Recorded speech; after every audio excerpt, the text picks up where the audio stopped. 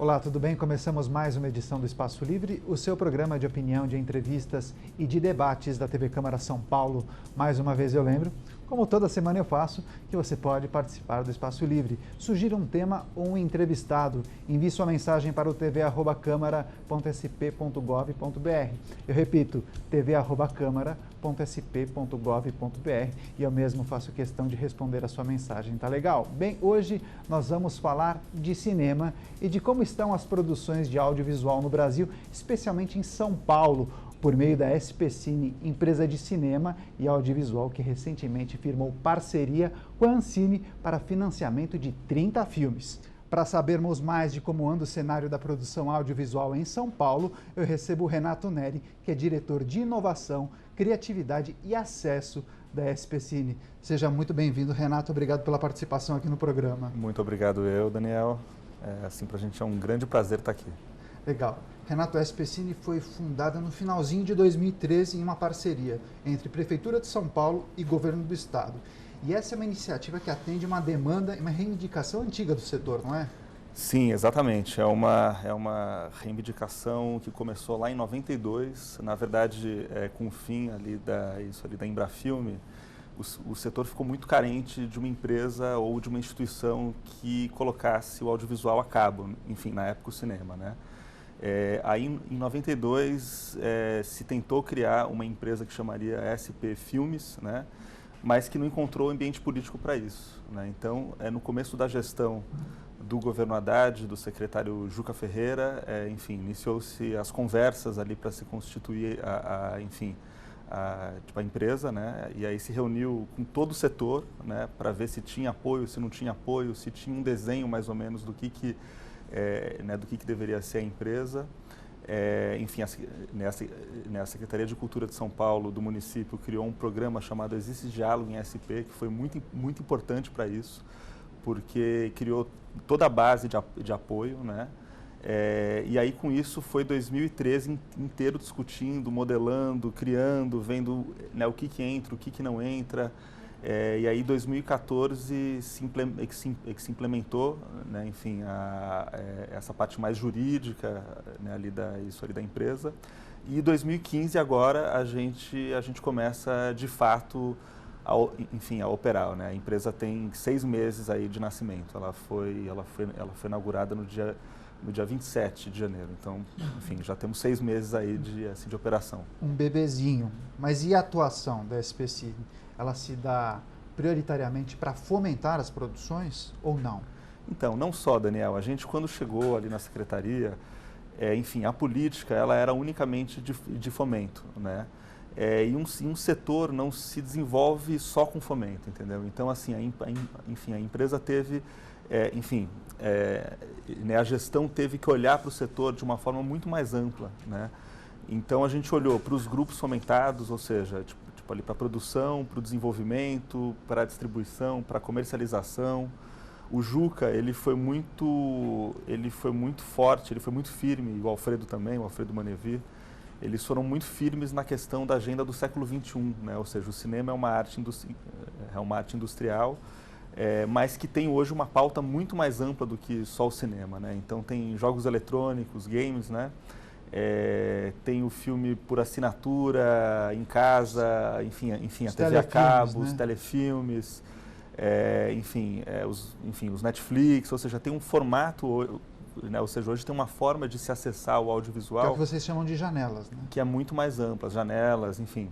Então a gente fez um trabalho intenso de pesquisa, de olhar para o setor de uma forma mais ampla para que, enfim, a partir daí se constituísse a política ali da SP Cine.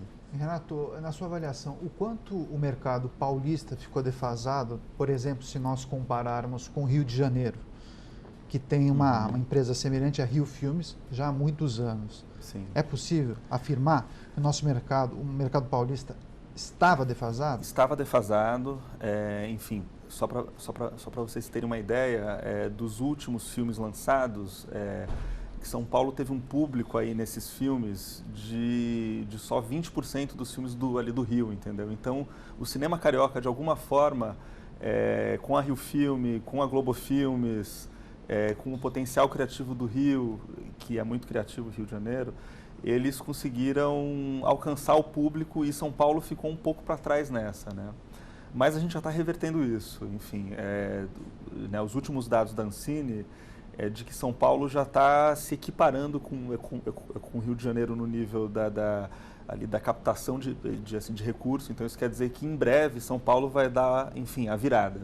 Né? Ou seja, a gente está começando a captar recurso para fazer mais filmes. E essa virada do ponto de vista financeiro e em número de produções. Agora, Sim. é possível também que as pessoas vejam mais São Paulo como cenário? Com certeza, com certeza. São Paulo, até então, era vista como uma das cidades mais difíceis de filmar do Brasil, Por qual se não razão? do mundo. Porque é muito, enfim, ela é muito burocrática, né? Ou seja, a gente fez um estudo de que, enfim, para você filmar em São Paulo, você tem que passar por 15 guichês. Né? Então, enfim, todo mundo tem que dar algum tipo de autorização, todo mundo, enfim, não entende a atividade, a polícia, a CT, os bombeiros, a subprefeitura, enfim, tem muita burocracia ali para filmar em São Paulo, né? E é uma cidade que, assim, ela é muito interessante do ponto de vista visual, porque é uma cidade que tem uma característica ímpar, né? Mas que também ela é muito barulhenta, né? Só para dar um exemplo, quando filmou o ensaio sobre a cegueira isso ali do Fernando Meirelles, que foi em cima do Minhocão e que era uma cena Sim. de muito silêncio, né? Enfim, ali precisou fechar mais 2 quarteirões para além do Minhocão, né? Porque a cidade era muito barulhenta, então precisava captar som, mas aquele som constante, né, de carro passando, enfim, não era ali possível. Então isso para você entender um pouco o esforço que é você filmar em São Paulo. E, enfim, tem todo um tema também de mau humor da cidade com as filmagens, enfim, as pessoas não entendem o que é você levar, enfim, a cidade num filme, né? Enfim, qual que é a importância disso? E que é extremamente importante você levar, enfim, a cidade para outros países, para outros estados. Mas né? possivelmente, acho que São Paulo deva passar por um processo de adaptação e transformação e possivelmente os moradores até... Claro, com certeza. A gente está pensando numa queiram, campanha né? para Assim, isso, né? Porque, enfim, você precisa tornar a cidade mais amigável, né? E fazer uma campanha para que as pessoas entendam. Ou seja, o dia que tiver uma filmagem na porta ali da sua casa, tenha um pouco de paciência, porque vai ser rápido, ou seja, vai dar, né, ali para entrar, sair de casa, e que aquilo ali vai para o mundo inteiro, entendeu? Renato, quais são os maiores entraves e as maiores dificuldades para aumentar o número de produções? Você acha que cada etapa do processo deve ser fortalecida? Por exemplo, profissionais, mais empresas que investam em cinema, enfim. Nessa cadeia, o que precisa ser fortalecido? Sim, enfim, ali nos últimos anos, enfim, a questão do financiamento era muito forte, ou seja, não se fazia cinema porque não tinha dinheiro, né? Hoje em dia já não é mais por aí. Hoje em dia o fundo setorial do audiovisual ele já é um fundo que tem um montante razoável para se produzir bastante, né? Então hoje vai mais nessa linha, ou seja, de que você precisa de ter profissionais qualificados, você precisa ter enfim, esse fluxo de filmagem um pouco mais ágil, enfim, as produções são muito demoradas, né? Ou seja, os filmes hoje são feitos em 4, 5 anos, a gente tem que reduzir isso para 2 anos, por exemplo. Os hollywoodianos, só para dar como exemplo, eles costumam fazer um filme de boa penetração em quanto tempo? 2 anos no máximo. São os filmes para TV, eles rodam em quanto? 2 semanas, 3 semanas? Não, aí você tem assim, um período de filmagem, mas em média você tem aí de 6 meses a 1 ano ali para fazer um telefilme, né? Um filme um pouco mais enxuto. Da concepção, né? captação até a entrega do... Exatamente, exatamente. Isso é muito importante hoje, assim, porque, enfim, se a gente quer ter... Enfim, a tela de cinema, ela é uma tela finita, né? Você tem 52 semanas e você tem um número de telas que você conhece. Então, é uma disputa de tela. A cada semana, você pode estrear um filme novo, por exemplo, né? Então, o que seria o ideal? Que a cada semana, por exemplo, você estreasse um filme novo. Então, são 52 filmes no ano, né? Então, você tem que fazer a conta reversa, né? Quantos filmes precisam estar produzidos para terem 52 filmes no ano e quantos filmes precisam estar sendo desenvolvidos para ter 52 filmes no ano, entendeu? Então isso é uma coisa que a gente precisa trabalhar muito, porque os tempos hoje são muito estendidos, enfim, o investimento tem que ser melhor aplicado, tem que ser mais estratégico, ele não pode ser unicamente num elo da cadeia produtiva, tem que ser mais orgânico né, ali com esse fluxo de se filmar, né? Mas o cinema nacional, ele ele vem num processo de crescimento há pelo menos 2 décadas. Eu me lembro até que diziam, pelo menos na ocasião, que aquele filme O Quatrilho, do Fábio Barreto, se não me engano, teria sido divisor de águas, enfim. Mas a Ancine foi fundamental. Carlota Joaquim, também, né, nos anos 90. Exato, na primeira metade da década de 90. A Ancine foi fundamental nesse processo? Foi fundamental porque a Ancine, de alguma forma, constituiu o fundo, que é o fundo mais importante que existe hoje, que são 400 milhões de reais, né, para se produzir cinema. E sem esse recurso, de fato, na produção, a gente não teria o cinema do jeito que a gente vê hoje, né, que tem, enfim, filmes com muita penetração. Claro, isso na Ancine foi feito com tempo, né, então a gente tem, desde o fim da Embrafilme, a criação da própria Ancine, a gente viu que o desenvolvimento da agência e das agências locais fizeram o desenvolvimento do cinema. Perfeito. Agora, os produtores, você que vive nesse meio já há um bom tempo, eles conseguem viver do cinema comercial, dos filmes, ou na verdade quem paga a conta é o cinema publicitário? Então, isso está em transição, porque hoje em dia nem o cinema publicitário está pagando as contas, num certo sentido, porque com as restrições de publicidade, ou seja, né, a gente vive numa cidade que não permite mais a publicidade de espaço público, os próprios canais eles estão perdendo audiência, então a publicidade, de um modo geral, ela tá se modificando. Ainda assim, aqui em São Paulo, tem uma tradição enorme de produtoras de publicidade que fazem filmes, né? Mas isso está mudando muito, né? Hoje a gente tem algumas ali produtoras que vivem só de conteúdo, né? Ou seja, só de fazer filme, né? Claro, enfim, o retorno desses filmes são muito baixos ainda, né? Você não tem um retorno ainda muito alto porque o público precisa se acostumar a ir no cinema e a consumir cinema, né? A gente tem uma pesquisa do J. Leiva que fala que 70% da população de São Paulo nunca foi ao cinema.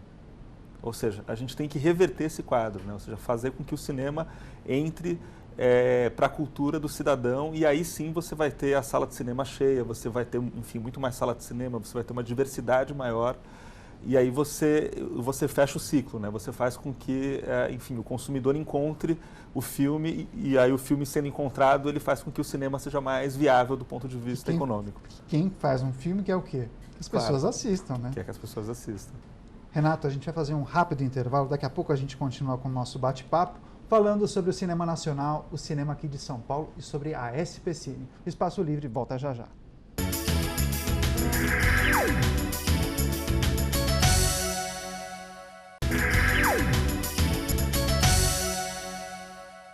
Olá, estamos de volta com o Espaço Livre, falando de cinema e de como produções de audiovisual em São Paulo. Comigo, o Renato Neri, de Inovação, Criatividade e Acesso da SP Cine.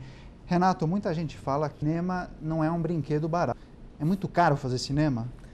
Bom, hoje tem de tudo, né? Você consegue cinema do celular, né? Qualidade razoável, né? Seja com celular você consegue ter uma qualidade de que é o da TV digital, mas para você fazer filme de sala de cinema que cubra aquela janela ali do cinema, realmente você precisa aí de um aparato mais forte. Então, nesse sentido é caro, né? Porque você tem, enfim, você tem mais detalhes ali para você cobrir, mais coisas ali para você colocar ali na tela de cinema. Por exemplo, o YouTube resolve com uma ação de produção muito simples, né? O cinema não, você tem um detalhamento ali, precisa ter um trabalho maior. Então, não é um brinquedo barato você fazer filme em tela grande. É verdade, mas enfim, o retorno é certeiro. Até recentemente eu recebi da assessoria da SP Cine que discorria sobre isso e falava a cada real investido, retorno de R$5, uma coisa assim. Sim. É isso mesmo? Tem, enfim, a gente lê de duas formas. É o dinheiro alavancado, né? Ou seja, um dinheiro nosso que a gente aplica, R$1 nosso, a gente alavanca mais ou R$5, né? Isso por quê? Porque, enfim, a SP Cine ela tem um investimento que não é grande, né? O setorial do audiovisual é o maior recurso, né?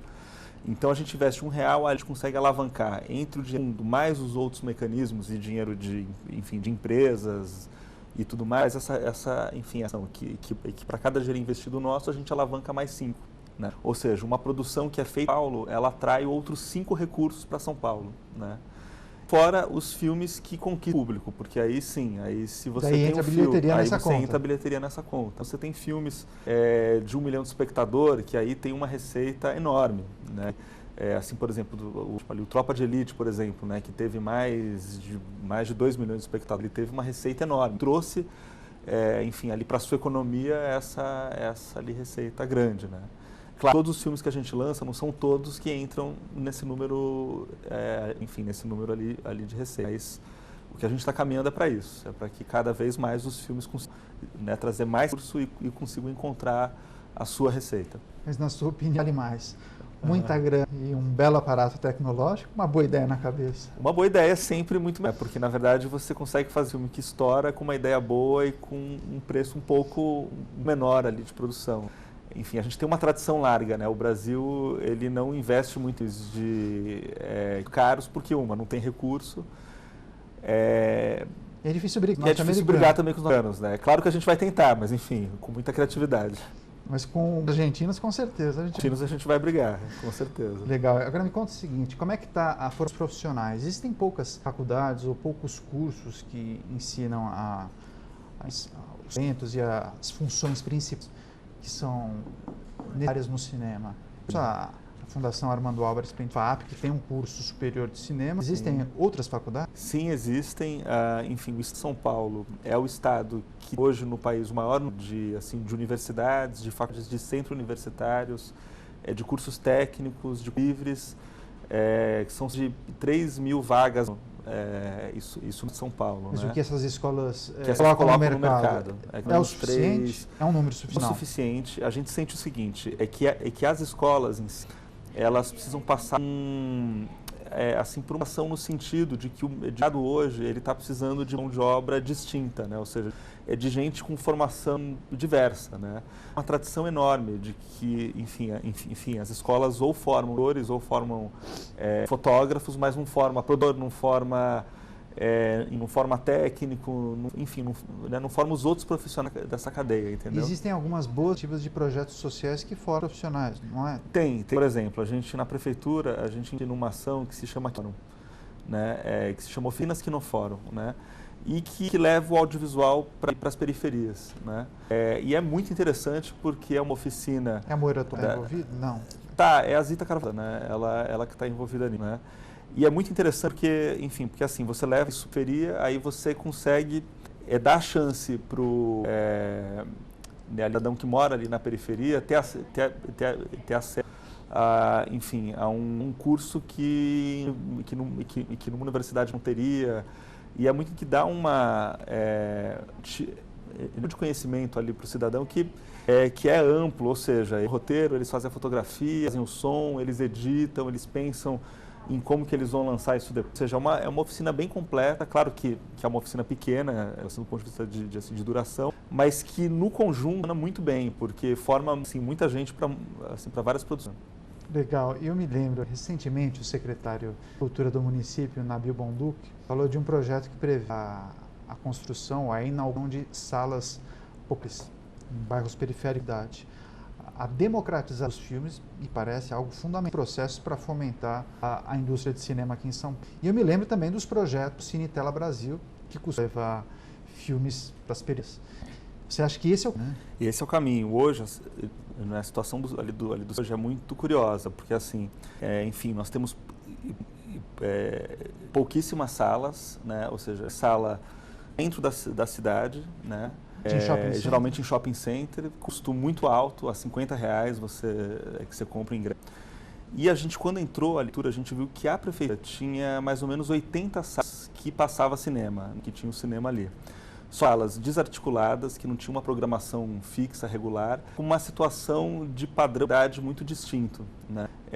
Então o projeto nasceu aí. Vamos transformar essas salas de cinema, né? Ou seja, com salas que tem aí uma qualidade de exibição boa, que tem um lar, ou que tenha a possibilidade de uma família ter um dia de entretenimento, vendo um filme bacana, com a pipoca legal, numa qualidade boa, de shopping, né? Então o projeto nasceu aí. E aí para é fundamental por quê? Porque, enfim, hoje em dia um blockbuster ele ocupa 95% dessas salas. Então o lançamento do Homem-Aranha, ele ocupa muita sala. Então se você não tiver sala, você não consegue despegado. E aí no mercado historicamente, esse sempre foi um dos filmes nacionais, né? Sim. Não conseguir que o filme nos cinemas, no circuito comercial. Sim, com certeza. Esse é um problema histórico. Renato, no início do programa, da parceria firmada com a Ancine, lançamento de 30 produtos, que não são apenas de cinema, gente.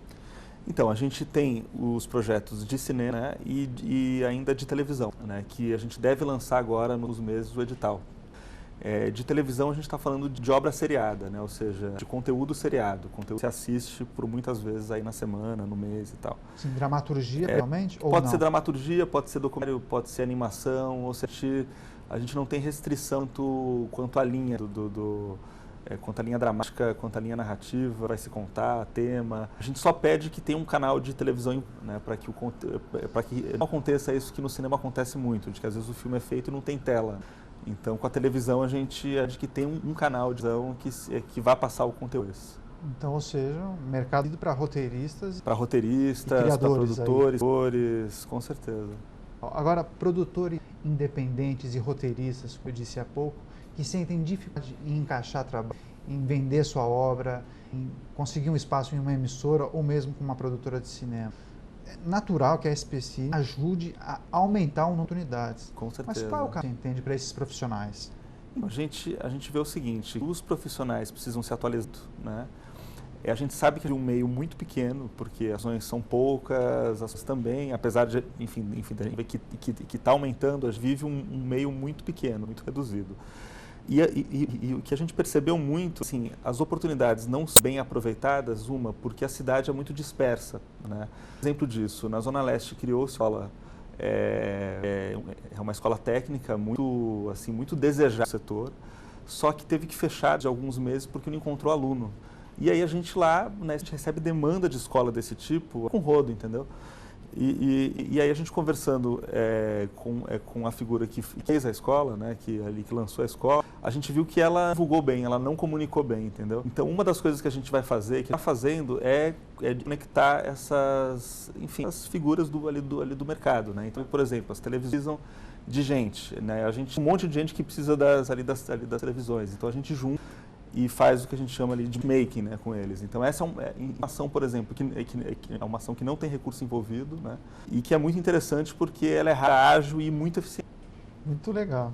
Então, Fintos é SPCine, que quem sabe boas oportunidades podem... Já que você fez a propaganda da SPCine, se quiser entrar em contato com vocês, o quê? Uma rede social, um site? Então, exatamente. No nosso Facebook, que eu recomendo por ali, porque é onde a gente posta notícias. Enfim, a gente lê ali, né, as mensagens, ou seja, no Facebook e por e-mail. Acho que o e-mail é sntv@gmail.com.